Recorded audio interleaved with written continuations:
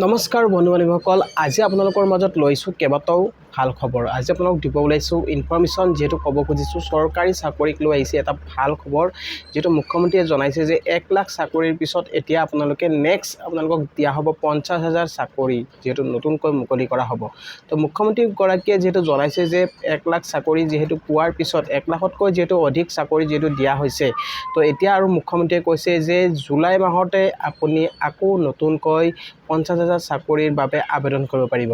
তো মুখ্যমন্ত্ৰীগৰাকীয়ে যিহেতু জনাইছে, তো চাকৰি আপোনালোকৰ যিহেতু আপুনি আবেদন কৰিব যদি বিচাৰি আছে, আপুনি যদি অনলাইন কৰিম বুলি ভাবি আছে, তো অনলাইন আবেদন যিহেতু খোলা দিয়া হ'ব আৰু কিছুদিন পিছতে।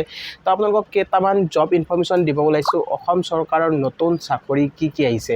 তো আপোনালোকে চাই থাকিব, ভিডিঅ'টো স্কিপ নকৰিব। তো গুগলত আপোনালোকে চাৰ্চ কৰি দিব। প্ৰথমতে আপুনি যদি অসম চৰকাৰৰ যদি নতুন চাকৰি পদ যদি চাব বিচাৰে, তো চাকৰিৰ বাবে আপোনালোকে ইয়াত চাৰ্চ কৰি দিব লাগিব গুগলত আছাম জব 2024, যিটো ৰিকেণ্ট জব আছে। ৰিকেণ্ট জব আপোনালোকক দেখুৱাব খুজিছোঁ ৰিচেণ্টলি কি জব ওলাইছে। তো assamcareer.com আপোনালোকে যাব। assamcareer.com আপোনালোকে যোৱাৰ পিছত ইয়াত আপোনালোকে চাওক RRB টেকনিচিয়ান ৰিক্ৰুইটমেণ্ট 2024 9,144 পোষ্ট। যদি আপুনি ৰেলৱেৰ বাবে যদি ৰেলৱে চাকৰিৰ বাবে যদি আবেদন কৰিম বুলি ভাবিছে, তেনেহ'লে আপোনালোকৰ এই এটা ভেকেঞ্চি ওলাইছে, যিটো 9,144টা পোষ্ট টেকনিচিয়ান পদৰ বাবে। ঠিক আছে, তো টেকনিচিয়ান পদৰ বাবে আপুনি আবেদন কৰিব পাৰিব। তো ইয়াত কি বিচাৰিছে আপোনালোকে ইয়াত চাব পাৰিব। ইয়াত যদি চাই আপোনালোকে গোটেইখিনি ডিটেইলছ ইয়াত দিয়া আছে। Name of the post 9,144 post. আৰু আপোনালোকৰ ইয়াত আহিছে আপোনাৰ নেক্সট কিমান আপোনালোকৰ ইলিজিবিলিটি হ'ব, আপোনাৰ যিটো age limit, category wise age limit it is as under technician grade I signal candidate age must be between 18 to 36 year. আপোনাৰ বয়স হ'ব লাগিব 18 পৰা 36 বছৰলৈকে, মানে 36 বছৰলৈকে মানে আবেদন কৰিব পাৰিব। টেকনিচিয়ান গ্ৰেড 3 কি আছে, candidate age must be between 18 to 33। ইয়াত বয়স দিয়া আছে 18 পৰা 33 বছৰলৈকে, মানে 1 জুলাই 2024 পৰা আপোনাৰ হ'ব লাগিব। আৰু ইয়াত আপোনাৰ কেটেগৰী ৱাইজ এজ ৰিলেকশ্যন দিয়া আছে। OBC NCLৰ বাবে 3 বছৰ, আপুনি OBC হ'লে 3 বছৰ আপুনি ইলেক্সিবল পাব। আৰু আপোনাৰ SC STৰ বাবে আপোনাৰ 5 বছৰ দিয়া হৈছে। আৰু আপোনাৰ ইয়াত PWBD URৰ বাবে 10 বছৰ। PWD যিবিলাক ধৰক কেটেগৰী আছে, যিবিলাক PWDৰ মানুহ আছে, সেইসকলৰ বাবে 10 বছৰ দিয়া হৈছে। PWBDৰ OBCৰ বাবে 13 বছৰ আৰু PWBDৰ SC ST হ'লে 15 বছৰ আপুনি এজ ইলেক্সিবল পাব। আৰু এটা ইয়াত আপোনালোকক দিয়া আছে কি এডুকেশ্যন কোৱালিফিকেশ্যন। তো এডুকেশ্যনেল কোৱালিফিকেশ্যন কি দিয়া আছে, টেকনিচিয়ান গ্ৰেড আই চিগনেলৰ bachelor of science in physics, electronic, computer science, information technology.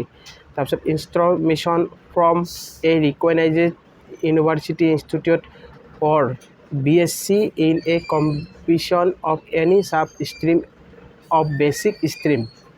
তো এইখিনি আপোনাৰ এডুকেশ্যন কোৱালিফিকেশ্যন লাগিব। ইয়াত আপোনালোকৰ যিটো অনলাইন আবেদন কৰিবলৈ হ'লে আপুনি এপ্লিকেশ্যন ফিজ দিব লাগিব। কিমান টকাৰ আপুনি ফিজ দিব লাগিব, ইয়াত কেটেগৰী ৱাইজ দিয়া আছে। SC ST হ'লে আপুনি 250 টকা দিব লাগিব। আৰু এক্স ছাৰ্ভিচমেন হ'লে আপুনি 250 দিব লাগিব। আৰু ফিমেল হ'লে 250, ট্ৰেন্সজেণ্ডাৰ হ'লে আপুনি 250, মাইনৰিটিছ হ'লে 250, ইকনমিকেলি বেকৱাৰ্ড ক্লাছ হ'লে 250, আৰু আদাৰ ক্লাছ, আদাৰ মানে হৈছে আপোনাৰ জেনেৰেল কেটেগৰী যিবিলাক আছে, সেইসকলে দিব লাগিব 500 টকা। আপুনি যদি এই চাকৰিৰ বাবে যদি আবেদন কৰিব বিচাৰে, তেতিয়াহ'লে আপোনাক এইখিনি ফিজ আপোনালোকে গ্ৰহণ কৰিব লাগিব। আৰু অনলাইন যিহেতু ডেট আৰম্ভ হৈ গৈছে 8 এপ্ৰিল 2024, আপোনাৰ লাষ্ট ডেট আছে আপোনাৰ 8 এপ্ৰিললৈকে। 9 মাৰ্চৰ পৰা যিহেতু অনলাইন ষ্টাৰ্ট হৈ গৈছে, আপোনাৰ লাষ্ট ডেট 8 এপ্ৰিল। তো 8 এপ্ৰিল যিহেতু ডেট আপোনাৰ অহাকাইলৈ, মানে আপোনাৰ অহাকাইলৈ লাষ্ট ডেট আছে আপোনালোকে আবেদন কৰাৰ। তাৰপিছত আপোনালোকে আবেদন কৰিব নোৱাৰিব। আৰু মডিফাই আপোনালোকে কেতিয়া কৰিব পাৰিব, মডিফিকেশ্যন ইয়াত দিয়া আছে। যদি আপোনাৰ কিবা ভুল হৈ যায় 9 to 18 এপ্ৰিল, 9 তাৰিখৰ পৰা আপুনি 18 তাৰিখলৈকে আপুনি মডিফিকেশ্যন কৰিব পাৰিব। তো অনলাইন এপ্লিকেশ্যন ফৰ্ম ইয়াত আপোনালোকৰ লিংক দিয়া আছে। আপোনালোকে ডিটেইলছ নটিফিকেশ্যন চাব পাৰিব, শ্বৰ্ট নটিফিকেশ্যন অফিচিয়েল ৱেবছাইট। তো এইটো হৈছে আপোনাৰ চাকৰিৰ ৱেবছাইট। ইয়াত আপোনালোকে গোটেইখিনি ইয়াত ইনফৰমেশ্যন পাই যাব। গুৱাহাটী হাইকোৰ্টৰ বাবে ৰিক্ৰুইটমেণ্ট দিয়া আছে 8 ল' ক্লাৰ্ক পোষ্ট।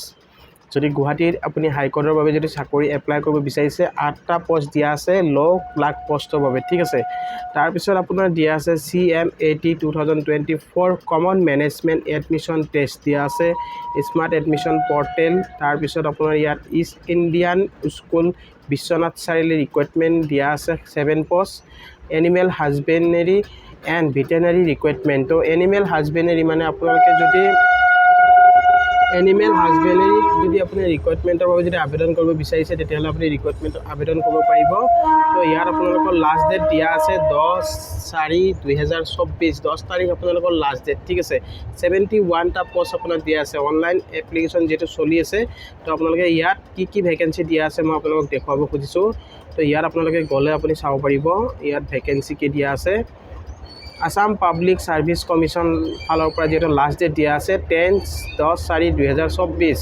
71টা ভেকেন্সি আছে আপোনাৰ টোটেল পোষ্ট 71টা ক্যাটেগৰি ওয়াইজ ভেকেন্সি দিয়া আছে ইউআৰ হল আপোনাৰ ইউআৰৰ বাবে 37টা OBC MOBC 19 SCৰ 5টা আৰু STP 7 আৰু STS 3 তো এইকেইটা ভেকেন্সি আপোনাৰ দিয়া আছে ইয়াত স্কেল কিমান দিয়া আছে pay band for pay scale 30,000 to 1,10,000 grade pay 12,700 আৰু ইয়াত ৰিলেক্সেবল দিয়া আছে SCৰ 5 বছৰ আৰু STৰ 5 বছৰ তাৰপিছত OBC MOBC 3 years PWBD 10 years for more details PL read the official notification আপুনি অফিচিয়েল নটিফিকেশ্যনখন চালে ইয়াত গোটেইখিনি ইনফৰমেশ্যন আপুনি পাই যাব আৰু ইয়াত এডুকেশ্যন কোৱালিফিকেশ্যন কিমান দিয়া আছে এই candidate must have at list A degree in animal husbandry and veterinary science from any recognized university institute তো আপুনি হ'ব লাগিব যেটো ইয়াত কি লিখি দিছে আপোনাৰ ডিগ্ৰী আপোনাৰ যেটো লিষ্ট ডিগ্ৰী আপোনাৰ হ'ব লাগিব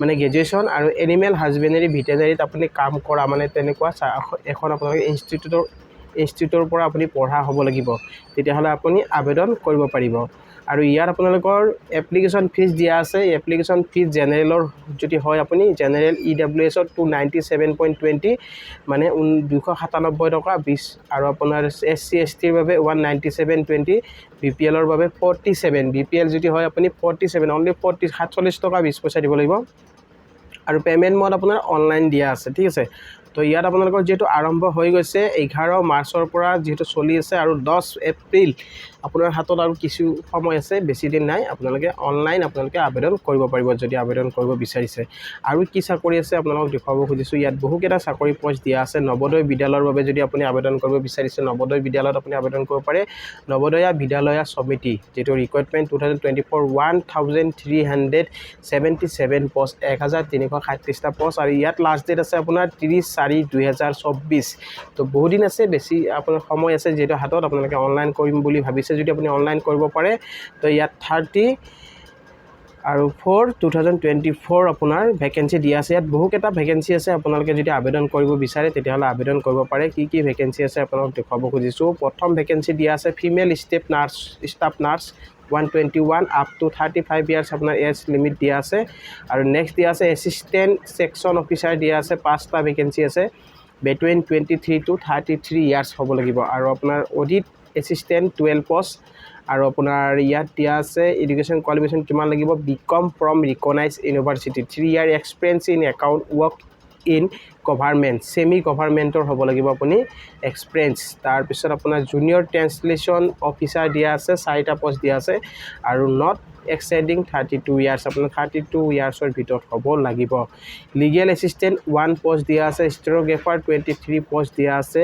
কম্পিউটাৰ অপাৰেটৰ আপোনাৰ 2টা পোষ্ট দিয়া আছে এনেকৈ আপোনালোকে ইয়াত catering supervisor 78 post junior secretariat assistant 360+21 post দিয়া আছে তো গোটেইখিনি আপোনালোকৰ ইয়াত বহুকেইটা ভেকেন্সি আছে আপোনালোকে যদি আবেদন কৰিব বিচাৰিছে তেতিয়াহ'লে 30 তাৰিখ লাষ্ট ডেট আছে আপোনালোকে আবেদন কৰিব পাৰে তো আপোনালোকক ইয়াত দেখুৱালোঁ যেহেতু বহুকেইটা আপোনালোকে ভেকেন্সি আপুনি অসম চৰকাৰৰ যিমান চাকৰি ওলাইছে সেই চাকৰিবিলাক আপোনালোকে ইয়াত চাব পাৰিব আৰু নতুনকৈ যেটো মুখ্যমন্ত্ৰীয়ে জনাইছে যে আৰু 50,000 চাকৰি যেটো মুকলি কৰি দিয়া হ'ব আপোনালোকৰ বাবে তো 50,000 চাকৰিৰ বাবে যদি আপুনি আবেদন কৰিম বুলি ভাবিছে তেনেহ'লে আপোনালোকে আৰু কিছুদিন ৱেট কৰক যেটো জুলাই মাহতে যেটো নটিফিকেশ্যন ৰিলিজ কৰি দিয়া হ'ব মুখ্যমন্ত্ৰীয়ে যেটো জনাইছে 1 লাখ চাকৰি দিয়াৰ পিছত এবাৰ যেটো আপোনালোকক কৈছে যে আৰু 50,000 চাকৰি আপোনালোকক মুকলি কৰি দিয়া হ'ব আগতে যিবিলাক আপুনি আবেদন কৰিছিলে আসাম ডাইৰেক্টৰ যেহেতু পৰীক্ষা যেটো হোৱা নাই তো আসাম ডাইৰেক্ট ৰিক্ৰুইটমেণ্টৰ পৰীক্ষা যিহেতু অতি শীঘ্ৰে আপোনাৰ ইলেকশ্যন পাছতে যিহেতু ইয়াৰ পৰীক্ষা পতা হ'ব তো আপোনালোকে যিহেতু এডমিট কাৰ্ড আপোনালোকে ডাউনলোড কৰিব পাৰিব আৰু কিছুদিন পিছতে